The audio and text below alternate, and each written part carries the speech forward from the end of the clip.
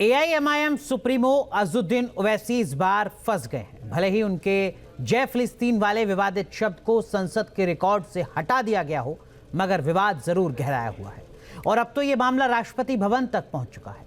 2 दिग्गज वकीलों ने ओवैसी के खिलाफ शिकायती चिट्ठी लिखी है और मांग की है कि उनकी सदस्यता रद्द हो। ऐसे में सवाल है कि क्या 5वें टर्म की शुरुआत में ओवैसी ने बड़ा सेल्फ गोल कर दिया या फिर जानबूझकर फिलिस्तीन कार्ड उन्होंने खेला। क्या है ओवैसी की एम पॉलिटिक्स, आप भी समझिए। मैं मुबारकबाद देता हूं कि आप छोटी पार्टियों पर, यह ऐवान अपोजिशन और छोटी पार्टियों का भी है, हमको आप आवाज का मौका देंगे।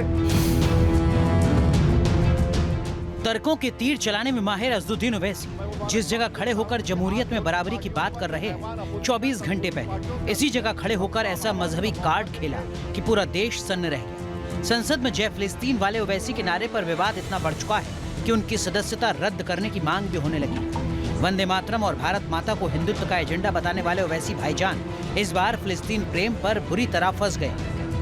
राष्ट्रपति द्रौपदी मुर्मू तक ओवैसी के विवादित नारे का मामला चला गया है। ओवैसी के जय फिलिस्तीन पर घमासान, क्या सदस्यता खो देंगे भाईजान?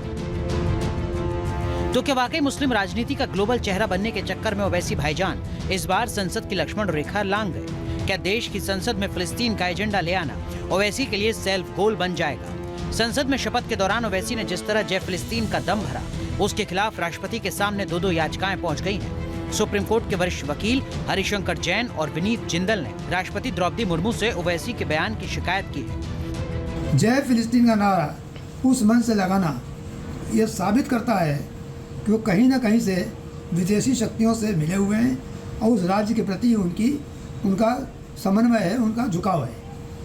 कल मैंने राष्ट्रपति महोदया को एक याचिका दायर की है उनके समक्ष और उसमें साफ साफ लिखा है कि आर्टिकल 102 के तहत ओवैसी जी को डिस्क्वालीफाई किया जाए। ऐसा कृत्य जो कल अज़ुद्दीन ओवैसी ने किया, वह हमारे देश की संविधान की धारा 102(1) के तहत अपराध है और इसके अंतर्गत कोई भी सांसद जो विदेशी देश के प्रति अपनी कटिबद्धता दिखाता है, अपनी निष्ठा दिखाता है, उसकी सदस्यता रद्द होनी चाहिए।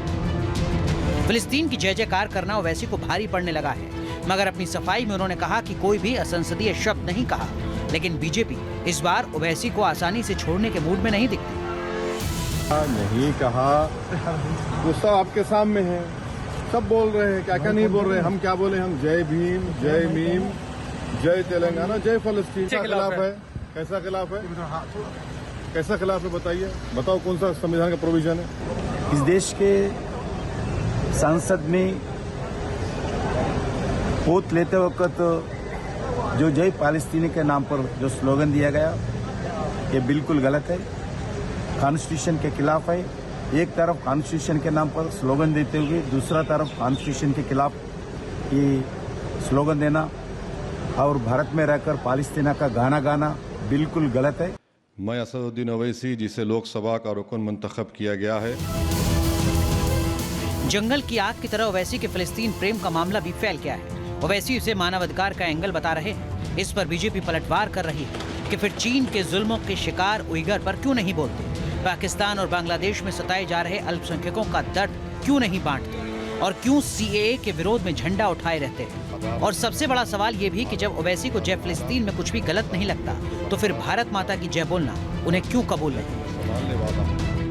ओवैसी की ऐसी घटिया, असंवैधानिक, विदेशी गुणगान करने वाली ये कार्रवाई दुर्भाग्यपूर्ण है, निंदनीय है और इस पर कठोर कार्रवाई होनी चाहिए।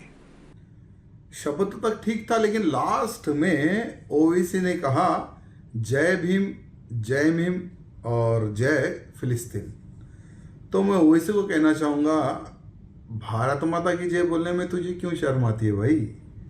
जिस देश में खाता है, जिस देश में पीता है, भारत देश में राजनीति भी करता है और भारत माता की जय बोलने में शर्म आती है? किसी भी कानून या फैसले को हिंदू मुस्लिम एंगल देने में ओवैसी भाईजान का कोई तोड़ नहीं है। 1 मैन आर्मी के नाम से मशहूर ओवैसी का सबसे बड़ा हथियार ही मुस्लिम कार्ड है। लेकिन इस बार फिलिस्तीन प्रेम के इजहार के लिए उन्होंने जिस मंच को चुना, उसे मौलवी मौलाना भी सही नहीं मानते। सिर्फ वो एक इशू क्रिएट करना चाहते हैं और जज्बाती और भड़काऊ वाले बातें वो करना चाहते हैं ताकि हिंदुस्तान का मुसलमान उनके इर्द गिर्द उनके दिमाग के इर्द गिर्द घूमता रहे। हैदराबाद से 5वीं बार जीत कर आए ओवैसी मंगलवार को शपथ ले रहे थे। शपथ की आखिरी लाइन तक पहुंचते पहुंचते ओवैसी ने जय फिलिस्तीन का नारा बुलंद कर दिया। तब लोकसभा में खूब हंगामा हुआ। एनडीए सांसदों ने मोर्चा खोला तो इंडिया गठबंधन के सदस्य भी भौचक्के रह गए, जिसके बाद चेयर पर बैठे राधा मोहन सिंह ने उसे रिकॉर्ड से निकालने का आदेश दे दिया। तब जाकर सदन में शांति बहाल हुई थी। लेकिन ओवैसी के फिलिस्तीन वाले चैप्टर पर जो संग्राम छिड़ा उसमें कई फ्रंट खुलने अभी बाकी है। एआईएमआईएम सुप्रीमो अज़ुद्दीन ओवैसी इस बार फंस गए हैं। भले ही उनके जय फिलिस्तीन वाले विवादित शब्द को संसद के रिकॉर्ड से हटा दिया गया हो, मगर विवाद जरूर गहराया हुआ है और अब तो ये मामला राष्ट्रपति भवन तक पहुंच चुका है। 2 दिग्गज वकीलों ने ओवैसी के खिलाफ शिकायती चिट्ठी लिखी है और मांग की है कि उनकी सदस्यता रद्द हो। ऐसे में सवाल है कि क्या 5वें टर्म की शुरुआत में ओवैसी ने बड़ा सेल्फ गोल कर दिया या फिर जानबूझकर फिलिस्तीन कार्ड उन्होंने खेला। क्या है ओवैसी की एम पॉलिटिक्स, आप भी समझिए। मैं मुबारकबाद देता हूं कि आप छोटी पार्टियों पर, यह ऐवान अपोजिशन और छोटी पार्टियों का भी है, हमको आप आवाज का मौका देंगे। तर्कों के तीर चलाने में माहिर अज़ुद्दीन ओवैसी जिस जगह खड़े होकर जमहूरियत में बराबरी की बात कर रहे हैं, 24 घंटे पहले इसी जगह खड़े होकर ऐसा मजहबी कार्ड खेला कि पूरा देश सन्न रह गया। संसद में जय फिलिस्तीन वाले ओवैसी के नारे पर विवाद इतना बढ़ चुका है कि उनकी सदस्यता रद्द करने की मांग भी होने लगी। वंदे मातरम और भारत माता को हिंदुत्व का एजेंडा बताने वाले ओवैसी भाईजान इस बार फिलिस्तीन प्रेम पर बुरी तरह फंस गए। राष्ट्रपति द्रौपदी मुर्मू तक ओवैसी के विवादित नारे का मामला चला गया है। ओवैसी के जय फिलिस्तीन पर घमासान, क्या सदस्यता खो देंगे भाईजान? तो क्या वाकई मुस्लिम राजनीति का ग्लोबल चेहरा बनने के चक्कर में ओवैसी भाईजान इस बार संसद की लक्ष्मण रेखा लांघ गए? क्या देश की संसद में फिलिस्तीन का एजेंडा ले आना ओवैसी के लिए सेल्फ गोल बन जाएगा? संसद में शपथ के दौरान ओवैसी ने जिस तरह जय फिलिस्तीन का दम भरा, उसके खिलाफ राष्ट्रपति के सामने 2 याचिकाएं पहुंच गई हैं। सुप्रीम कोर्ट के वरिष्ठ वकील हरिशंकर जैन और विनीत जिंदल ने राष्ट्रपति द्रौपदी मुर्मू से ओवैसी के बयान की शिकायत की है। जय फिलिस्तीन का नारा उस मंच से लगाना यह साबित करता है कि वो कहीं ना कहीं से विदेशी शक्तियों से मिले हुए हैं और उस राज्य के प्रति उनका समन्वय है, उनका झुकाव है।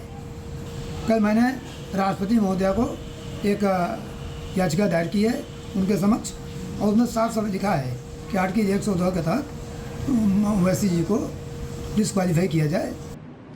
ऐसा कृत्य जो कल अज़ुद्दीन ओवैसी ने किया वह हमारे देश की संविधान की धारा 102(1) के तहत अपराध है और इसके अंतर्गत कोई भी सांसद जो विदेशी देश के प्रति अपनी कटिबद्धता दिखाता है, अपनी निष्ठा दिखाता है, उसकी सदस्यता रद्द होनी चाहिए। फिलिस्तीन की जय जयकार करना ओवैसी को भारी पड़ने लगा है, मगर अपनी सफाई में उन्होंने कहा कि कोई भी असंसदीय शब्द नहीं कहा। लेकिन बीजेपी इस बार ओवैसी को आसानी से छोड़ने के मूड में नहीं दिखती।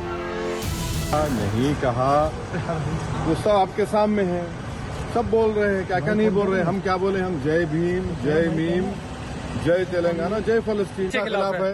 कैसा खिलाफ है? कैसा खिलाफ है बताइए, बताओ कौन सा संविधान का प्रोविजन है? इस देश के संसद में वोट लेते वक्त जो जय फालस्तीनी के नाम पर जो स्लोगन दिया गया ये बिल्कुल गलत है, कॉन्स्टिट्यूशन के खिलाफ है। एक तरफ कॉन्स्टिट्यूशन के नाम पर स्लोगन देते हुए दूसरा तरफ कॉन्स्टिट्यूशन के खिलाफ ये स्लोगन देना और भारत में रहकर फालस्तीना का गाना गाना बिल्कुल गलत है। मैं असदुद्दीन ओवैसी, जिसे लोकसभा का रुकन मंतखब किया गया है। जंगल की आग की तरह ओवैसी के फिलिस्तीन प्रेम का मामला भी फैल गया है। ओवैसी इसे मानवाधिकार का एंगल बता रहे हैं। इस पर बीजेपी पलटवार कर रही है कि फिर चीन के जुल्मों के शिकार उइगर पर क्यों नहीं बोलते, पाकिस्तान और बांग्लादेश में सताए जा रहे अल्पसंख्यकों का दर्द क्यों नहीं बांटते और क्यों सीएए के विरोध में झंडा उठाए रहते हैं। और सबसे बड़ा सवाल ये भी कि जब ओवैसी को जय फिलिस्तीन में कुछ भी गलत नहीं लगता तो फिर भारत माता की जय बोलना उन्हें क्यों कबूल नहीं। ओवैसी की ऐसी घटिया, असंवैधानिक, विदेशी गुणगान करने वाली ये कार्रवाई दुर्भाग्यपूर्ण है, निंदनीय है और इस पर कठोर कार्रवाई होनी चाहिए। शब्द तक ठीक था, लेकिन लास्ट में ओवैसी ने कहा जय भीम और जय फिलिस्तीन। तो मैं ओवैसी को कहना चाहूँगा, भारत माता की जय बोलने में तुझे क्यों शर्म आती है भाई? जिस देश में खाता है, जिस देश में पीता है, भारत देश में राजनीति भी करता है, और भारत माता की जय बोलने में शर्म आती है? किसी भी कानून या फैसले को हिंदू मुस्लिम एंगल देने में ओवैसी भाईजान का कोई तोड़ नहीं है। वन मैन आर्मी के नाम से मशहूर ओवैसी का सबसे बड़ा हथियार ही मुस्लिम कार्ड है। लेकिन इस बार फिलिस्तीन प्रेम के इजहार के लिए उन्होंने जिस मंच को चुना उसे मौलवी मौलाना भी सही नहीं मानते। सिर्फ वो एक इशू क्रिएट करना चाहते हैं और जज्बाती और भड़काऊ वाले बातें वो करना चाहते हैं ताकि हिंदुस्तान का मुसलमान उनके इर्द गिर्द, उनके दिमाग के इर्द गिर्द घूमता रहे। हैदराबाद से 5वीं बार जीत कर आए ओवैसी मंगलवार को शपथ ले रहे थे। शपथ की आखिरी लाइन तक पहुंचते पहुंचते ओवैसी ने जय फिलिस्तीन का नारा बुलंद कर दिया। तब लोकसभा में खूब हंगामा हुआ। एनडीए सांसदों ने मोर्चा खोला तो इंडिया गठबंधन के सदस्य भी भौचक्के रह गए, जिसके बाद चेयर पर बैठे राधा मोहन सिंह ने उसे रिकॉर्ड से निकालने का आदेश दे दिया। तब जाकर सदन में शांति बहाल हुई थी। लेकिन ओवैसी के फिलिस्तीन वाले चैप्टर पर जो संग्राम छिड़ा उसमें कई फ्रंट खुलने अभी बाकी है।